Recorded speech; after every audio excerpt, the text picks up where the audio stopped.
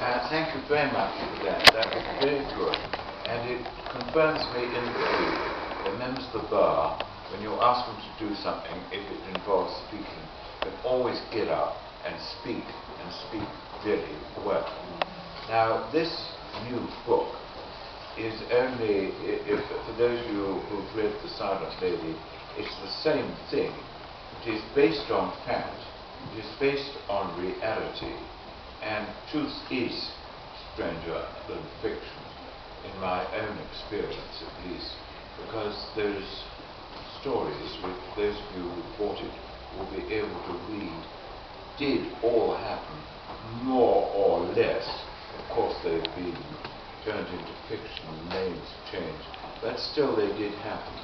For instance, the celebrated case of the police who caught a robber virtually in the act. A gang had broken into a shop window in North London, and the police arrived, and the gang left with half the jewellery from the jeweller's shop and fled.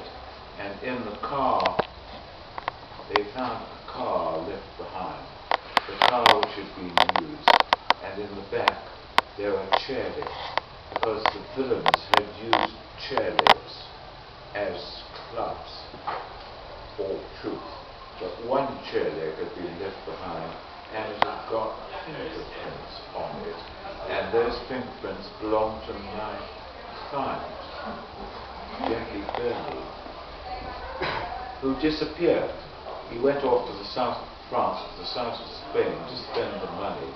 Then he came back, and he was stopped by a police car in North London.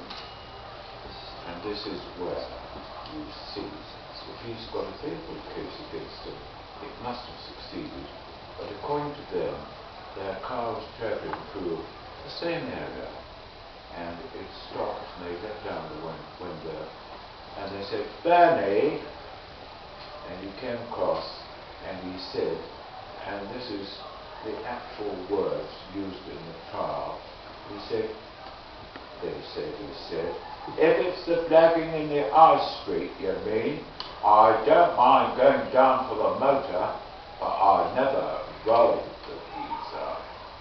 Now, anybody here who is not a lawyer or a barrister might need interpretation. That means, if it's a robbery in the high street you are stopping me for, I don't mind admitting I was the driver, but I never rode the geezer. I never used any force. Now, the chances that Bernie would have said that, absolutely nil. It was the prosecution embroidering an already convincing case. And so Bernie was acquitted. As I said to the jury, I called him, because I had to call him. I just asked one question. "Bernie, did you do it?" Mr. Wheatley, "No." "Bernie, did you say anything to the police car which stopped you in the High Street on the 23rd of June? "Not a single word, sir." Now, Mr. J, if you believe that he did say a single word, if you believe that he said, "If it's the blagging in the High Street, you mean, I don't mind going down for the motor, but I never rode the geezer," Mr. J, if you believe that, convict him. Even though he's my client, you convict him, but you can't pick and choose from the prosecution. You can't say, "I believe this, I don't believe that." If you don't believe that, your duty is clear. Acquit him. They took, I think, 10 minutes trying to smoke a cigarette in the jury room, and they came back and they acquitted.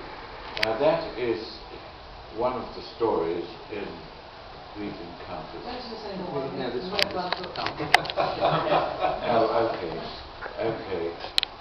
Yes, quite right, Silent Lady.